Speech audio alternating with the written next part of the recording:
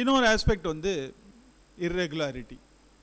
அப்புறம் அந்த 34லேயே இன்னொரு ஆஸ்பெக்ட் கொடுத்துருப்பாங்க, the court can remand to rectify any irregularity.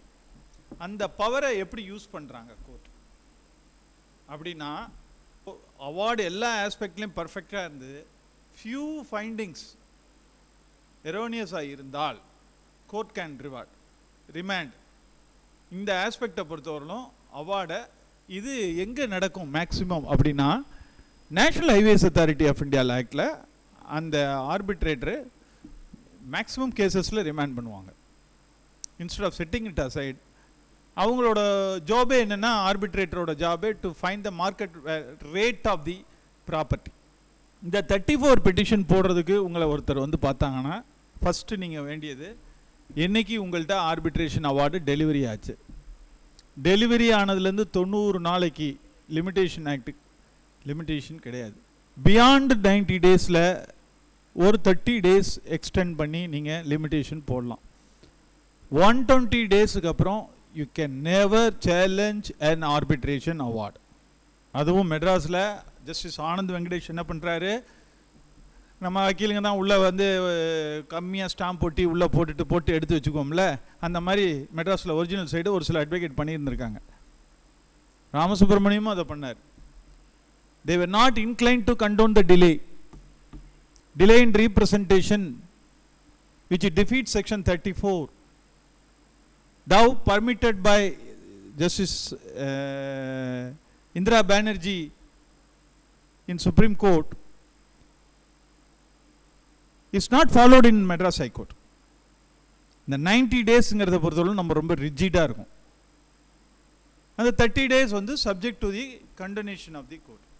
இதில் ஸ்பெஷல் எனாக்ட்மெண்ட் கீழே நீங்கள் வர்ற எம்எஸ்எம்இயில் வர்றது, ஏன்னா எம்எஸ்எம்இ நான் தனியாக சொல்லலை, இதோட சேர்த்து சொல்கிறேன். எம்எஸ்எம்இயில் ஒரு அவார்டாகி அது மேலே வந்து டிஸ்ட்ரிக்ட் கோர்ட்டுக்கு அப்பீல் வரீங்கன்னா, அந்த எம்எஸ்எம்இ அவார்டில் டோட்டல் அவார்டு அமௌண்ட்டில் 75% கட்டி ஆகணும். இந்த ஃபார்ம் ஆஃப் அவார்டில் ரொம்ப ஒரு முக்கியமான ஆஸ்பெக்ட் நான் விட்டுட்டேன்.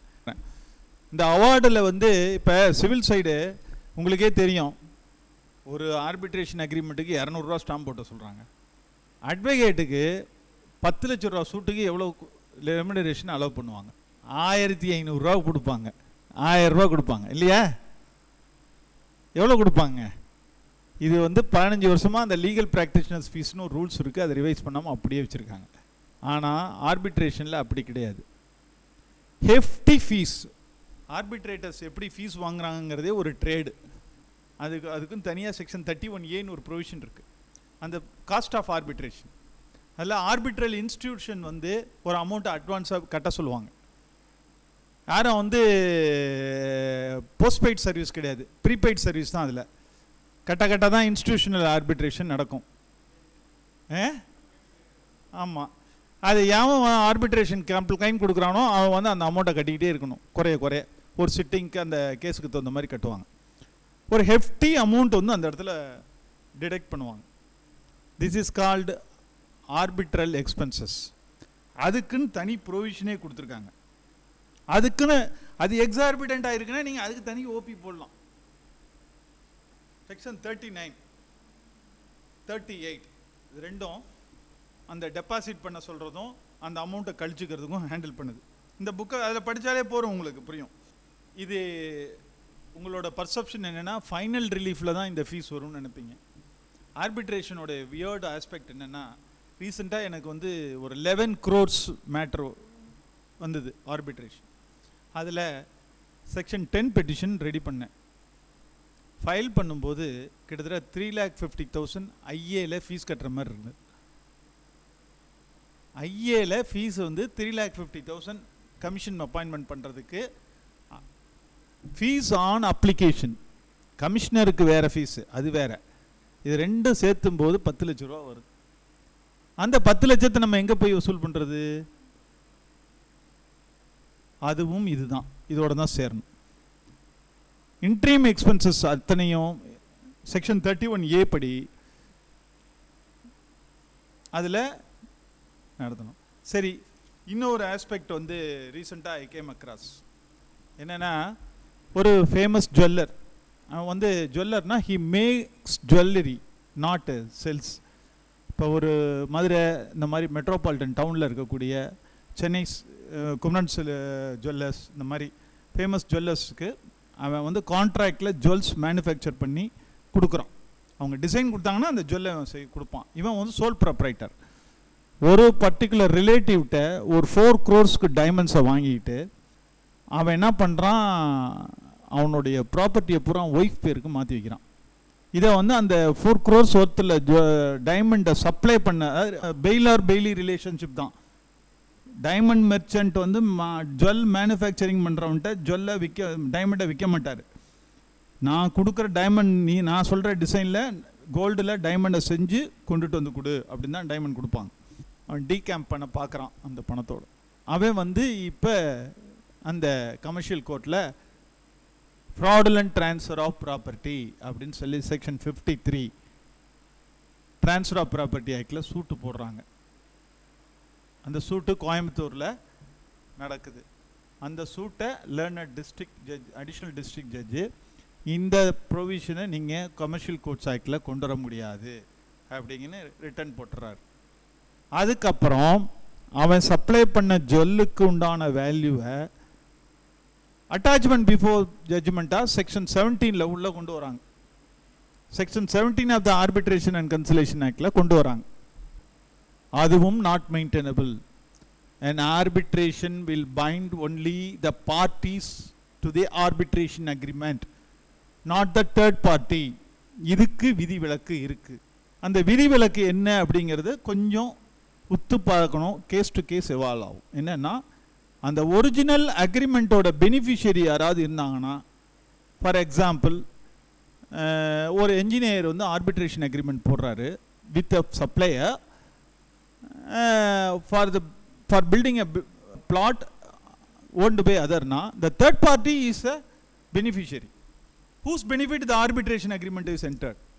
அதுக்கு நல்ல ஒரு ஜட்ஜ்மெண்ட் தமிழ்நாட்டில் இருந்தது. என்னென்னா, கேசி பழனிசாமின்னு நீங்கள் கேள்விப்பட்டிருப்பீங்க. அந்த மீசை வச்சுட்டு ஒரு ஏடிஎம்கேக்காரர், கோயம்புத்தூர்காரர். அவரோட கேசி பழனிசாமி வெர்சஸ் தி ஹிந்து அப்படிங்கிற அந்த குரூப்பில் இந்த குரூப் டாக்டரைன் வந்து எவால்வ் ஆயிருக்கு. இப்போ ரீசெண்டாக சுப்ரீம் கோர்ட்டில் 2024 குரூப் டாக்டரைன் வந்து இன்னொரு ஜட்ஜ்மெண்ட் இருக்குது. Group doctrine judgment 2024 if necessary I will supply you later. ஆச்சுங்களா? இதுக்கு அடுத்தது உங்கள்கிட்ட என்ஃபோர்ஸ்மெண்ட்டுக்கு 34 வருவாங்க. You must fix the court whether it is a commercial arbitration or ordinary arbitration partition.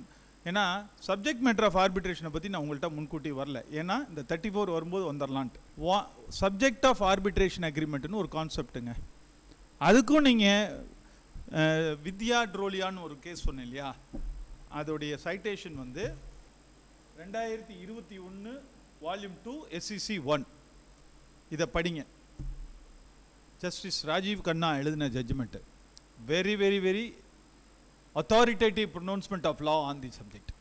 இதில் ஒரு டீவியேஷன், ரொம்ப அருமையான ஒரு ஃபார்முலேஷன் வந்தது. அதை ஜஸ்டிஸ் சதீஷ்குமார் வந்து நம்மளுடைய மெட்ராஸ் ஹைகோர்ட்டில் பயன்படுத்தி இன்னொரு பாத் பிரேக்கிங் ஜட்ஜ்மெண்ட் கொடுத்துருக்காரு. அது என்னென்னா, டெனன்சி டிஸ்பியூட், இந்த ரெண்ட் கண்ட்ரோல் ஆக்ட் இருக்கு இல்லையா, if it is not registered under section 2019 act வந்திருக்குல்ல, புது ஆக்ட் 2019 எல்டிஓபி பொம்மை, லேண்ட்லார்ட் அண்ட் டெனன்ட், அந்த ஆக்டின் கீழே ரிஜிஸ்டர் ஆகாத எல்லா டெனன்சி அக்ரிமெண்ட்டும் ஆர்பிட்ரேஷனுக்கு உட்படுத்தலாம். ஜஸ்டிஸ் சதீஷ்குமார், அது வேணா நீங்கள் கேளுங்க. That you might encounter. You can also give advice to your client to have an arbitration agreement with their tenant. அது வந்து ஒரு very wide emerging area of practice. அது இபி, அதுக்கப்புறம் டெனன்ட் ஏன்னா நீங்கள் எல்டிஓ ஆர்எல்டிஓபி போடுறதுக்கு பதிலாக ஆர்பிட்ரேஷன் வச்சு அவார்டு பாஸ் பண்ணி அவனை இபி போட்டு எவிக்ஷன் பண்ணலாம். புரியுதுங்களா? இந்த அலைடு லான்னு இந்த டைட்டிலில் வர்றது இபி சம்மந்தப்பட்டது. Subject to availability of time நான் உங்களுக்கு அதை பற்றி சொல்கிறேன். இதுக்கு அடுத்தது இன்டர்நேஷ்னல் ஆர்பிட்ரேஷன் அப்படின்னா என்ன அப்படிங்கிறதையும் புரிஞ்சுக்குங்க. செக்ஷன் 2ல் யாராவது ஒரு பார்ட்டி ஃபாரினராகவோ அல்லது இந்தியராக இருக்கும்போது ஃபாரினில் ஹேபிச்சுவலாக அந்த இன்கம் டேக்ஸில் 180 days ஃபாரின் ரெசிடென்ஸுமாங்க. அந்த 180 days ஃபாரினில் ரிசைட் பண்ணாலோ ஃபாரின்ல இன்கார்பரேட் பண்ண கம்பெனியாகவோ கார்பரேஷனாக இருந்தாலோ ஃபாரின் கவர்மெண்ட்டாவோ ஃபாரின் இன்ஸ்டிடியூஷனாவோ இருந்தால் அது called international arbitration, commercial international arbitration. Commercial international arbitration இந்தியாவுக்குள்ள நடந்தால் part 1 of the arbitration act will apply. வருஷத்துக்கு 40 ஆர்பிட்ரேஷன் இந்தியாவிலேருந்து சிங்கப்பூர் போகுது. ஒன்று 500 கோடி ரூபா 1000 கோடி ரூபா ஒர்த்தில் ஆர்பிட்ரேஷன். அவார்டு மட்டும் இங்கே வந்து பாஸ் பண்ணுறாங்க, அவார்டு மட்டும் இங்கே வந்து எக்ஸிக்யூட் பண்ணுவாங்க. டெல்லியில் சுப்ரீம் கோர்ட்டில் இருக்கிற லாயர்ஸோட டெல்லி ஹைகோர்ட்லேயும் டெல்லி டிஸ்ட்ரிக்ட் கோர்ட்லேயும் ப்ராக்டிஸ் பண்ணுற லாயர்ஸ் ஏர்ன் பண்ணுறது அதிகம். ஆச்சரியமாக இருக்குல்ல? உண்மை அதுதான். டெல்லி ஹைகோர்ட் லாயர் வந்து சாதாரணமாக சுப்ரீம் கோர்ட்டுக்கு வர மாட்டான். சுப்ரீம் கோர்ட்டில் சிங்கி தான் அடிக்குவாங்க, ஒன்று வேஸ்ட்டு. டெல்லி ஹைகோர்ட் லாயரை நீங்கள் மீட் பண்ணோம்னா மீட்டர் கணக்கில் தான் காசு வாங்குவான், மணிக்கணக்கில் தான் காசு வாங்குவான். ஏன்னா அவனுக்கு ஆர்பிட்ரேஷன் அந்த அளவுக்கு ஓடிட்டுருக்கு. அதுதான் உண்மை. யதார்த்தமாக இந்த லீகல் ப்ரொஃபஷனோடைய ஃபவுண்டேஷன் வந்து இப்படி மாறி இருக்கு. இப்போ அவங்க ஒரு சினிமாக்காரங்களுக்கு ஈக்குவலாக சம்பாதிக்கிறாங்க. இந்த செக்ஷன் 34 முடிஞ்ச உடனே அதை வந்து இந்த public policy fundamental principle of law இதை வந்து டாக்ட்ரைன் பேஸ்டு, இதுக்கு நீங்கள் நிறைய ஜட்ஜ்மெண்ட்ஸ் வந்துக்கிட்டு இருக்கு, படிச்சுக்கிட்டே இருங்க. அப்புறம் இந்த 34ல் பவர்ஸ் ஆஃப் த கோர்ட் அப்படிங்கிறதுல 2 ஆஸ்பெக்ட். இந்த கோர்ட் வந்து இன்ட்ரெஸ்ட் ரேட்டை மாடிஃபை பண்ண முடியுமா, ரிலீஃபை மாடிஃபை பண்ண முடியுமா அப்படின்னு விவாதிச்சுக்கிட்டே இருந்தாங்க. அந்த விவாதத்துக்கு வந்து முடிவு எங்கே சொல்லியிருக்காங்கன்னா, காயத்ரி பாலசாமி கேஸ்ன்னு போடுங்க, ஒரு சாஃப்ட்வேர் கம்பெனி கேஸ், அது ரீசெண்டாக முடிஞ்சது. Citation 2025 INSC 605 Delhi metro rail versus Delhi metro Aerocity அப்படின்னு ஒரு கேஸ். அதில் வந்து honourable former chief justice of India Deepak Misra modified and arbitration award. அதான் ஃபர்ஸ்ட் டைம் ஆர்டிகல் 142 இன்வோக் பண்ணி மாடிஃபை பண்ணுறாங்க. அப்புறம் இன்னும் ஒரு ஆஸ்பெக்ட் நான் விட்டுட்டேன். Chief justice of Madras high court, chief justice of India, இவங்கள்ட்டெல்லாம் ஆர்பிட்ரேட்டர் அப்பாயின்மெண்ட் பண்ணுறதுக்கு அந்த பெட்டிஷன் கொடுத்தீங்கன்னா செக்ஷன் 11(6A) தான் என்கொயரி வைப்பாங்க. செக்ஷன் 11(6A) என்னன்னா prima facie existence of the agreement. அக்ரிமெண்ட்டோட காப்பி வைக்கணும். அக்ரிமெண்ட்டுக்கு இருந்தால் தான், அக்ரிமெண்ட்டுக்கு இருக்கா அது பார்க்கையில் கொஞ்சம் வேல்யூபிளா, பிரிமா ஃபேசி வேல்யூபிளா அப்படின்னு பார்ப்பாங்க. செக்ஷன் 8ல் நீங்கள் வந்து ஒரு சிவில் கோர்ட்டை ஸ்டே பண்ணுங்கள், ஹவுஸ் பண்ணுங்கள் அப்படின்னு போடணும்னா போட வேண்டிய provision section 8 read with order 14 of the civil procedure code. அதில் நீங்கள் ஃபைல் பண்ணுற பெட்டிஷனில் certified copy of the arbitration agreement வச்சுருக்கணும். அஃபிடவிட்டில் the plaint, prayer, cause of action எல்லாமே கவர்ட் பை தி ஆர்பிட்ரேஷன் அக்ரிமெண்ட்னு ப்ளீடிங் இருக்கணும். அதில் ஏதாவது ஒரு காஸ் ஆஃப் ஆக்ஷன் எக்ஸ்ட்ராவாக இருக்க மாதிரி இருந்ததுன்னா the court will not split the blind, your petition will be dismissed. அதையும் சர்க்கம்வென்ட் பண்ணி இப்போ ஒரு சில அட்வொகேட் என்ன பண்ணுறாங்க, ஆர்பிட்ரேஷன் அக்ரிமெண்ட்டோட சம்மந்தம் இல்லாத ஒரு சப்ஜெக்டை போட்டு பிளைண்ட் ரெடி பண்ணி கொண்டு வராங்க. அதை வந்து இப்போ சுப்ரீம் கோர்ட்டில் டிப்ரிகேட் பண்ணிவிட்டு சப்ஸ்டான்ஷியலாக இது ஒரு ஆர்பிட்ரேஷன் அக்ரிமெண்ட்டில் வர்ற ஒரு கேஸு, இதை வந்து செக்ஷன் 8 பாரை இது சர்க்கம்வென்ட் பண்ணுறதுக்காக இந்த பிளைண்ட் எப்படி தயார் பண்ணியிருக்காங்க. இதில் வந்து so the court can refer the matter which is very ancillary to the arbitration agreement to the forum அப்படின்னு செக்ஷன் 8ல் வந்து ரிசல்ட் எப்படி வரும்னா, இந்த proceeding suit will be stayed and the parties are relegated to concerned arbitral forum for an appropriate proceeding சொல்லி stay பண்ணி ஆர்பிட்ரேஷனுக்கு refer பண்ணி அனுப்பிச்சிருவாங்க. அந்த மாதிரி அனுப்புனதில் matter which is not covered by arbitration சேர்த்து அனுப்பிச்சு விட்டாங்க சுப்ரீம் கோர்ட். டாக்டிக்கலாக நம்ம வந்து பிளைண்ட் எழுதுகிறோன்னு அந்த மாதிரி வேலைகளும் நடக்குது. Very important aspect. அடுத்தது, ஆர்பிட்ரேட்டர் சமன் அனுப்ப முடியுமா முடியாதா? 27ல் arbitrator can request the district judge in case of non cooperation of the witnesses to examine a particular party as if the matter was before him.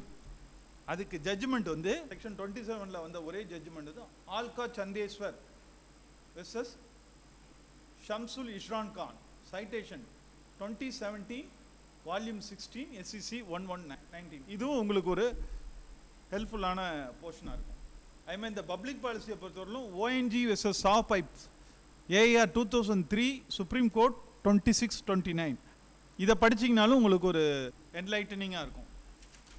அப்புறம் இப்போ jurisdiction of the courts அதுக்கு வர்றோம். நான் உங்கள்கிட்ட ஏற்கனவே சொல்லியிருக்கேன், கிஃப்ட் சிட்டியில் இருக்கிறது வந்து இன்டர்நேஷ்னல் ஆர்பிட்ரேஷன்.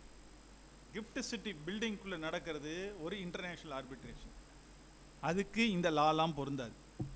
சிங்கப்பூரில் நடக்கிற arbitration international arbitration. The arbitration between Amazon versus future retail was international commercial arbitration. அதில் என்ன கேள்வி எழுந்ததுன்னா, எமர்ஜென்சி ஆர்பிட்ரேட்டர் அப்பாயின்மெண்ட் பண்ண முடியுமா முடியாதா அப்படின்னு. இந்த நம்மளோட சிவில் சூட் அத்தனையுமே டிகிரியில் தான் முடியும் இல்லைங்களா? அது வெள்ளைக்காரன் வச்சது. ஃபாரின்லாம் இன்ட்ரீம் டிகிரின்னு ஒன்று வந்துருச்சு. இப்போ இன்ட்ரீம் ப்ரிலிமினரி டிகிரின்னு சொல்லி பார்ட்டிஷன் டேட்டில் வருது இல்லையா? இப்போ ஒரு 1 crore ஒரு பார்ட்டி கிளைம் பண்ணி போடுறாரு. அதில் வந்து 50 lakhs தான் நான் அக்செப்ட் பண்ணிக்குவேன்னு சொல்லி டிஃபெண்டன்ட் ஸ்டேட்மெண்ட் போட்டான்னா, ஃபாரின்லாம் 50 lakhsக்கு ஃபஸ்ட்டு டிகிரி கொடுத்துருவான். ரிமைனிங் 50 lakhsக்கு தான் ட்ரையலுக்கு போவாங்க. இதை வந்து போபால் கேஸில் போபாலில் இருக்க டிஸ்ட்ரிக்ட் ஜட்ஜு யூனியன் கார்பரேட் இந்தியாவுக்கு எதிர்ப்பாக இந்த மாதிரி ஒரு தீர்ப்பை கொடுத்தாரு. அத்தோடு அந்த தீர்ப்பு நின்று போச்சு. சுப்ரீம் கோர்ட்டில் போய் அது 142ல் ஒரு பெரிய அமௌண்ட்டை கட்டுங்க, உங்களை கிரிமினல் அண்ட் சிவில் கேஸ்லேருந்து விட்டுறேன்னு சொல்லி அது மகா பாதகம் பண்ணானுங்க. அதை விடுங்க, அது வேறு சப்ஜெக்டு. அது ஒன்று தான் only case where the interim decree was passed. ஆனால் ஆர்பிட்ரேஷனில் interim award can be passed. இந்த ஃபியூச்சர் ரீட்டைல்ஸ் குரூப்பில் வந்து எமர்ஜென்சி ஆர்பிட்ரேட்டர்னு ஒருத்தர் போடுறாங்க. அவர் இன்ட்ரீம் ரிலீஃப் கொடுக்குறாரு, emergency relief. That was the subject matter of challenge.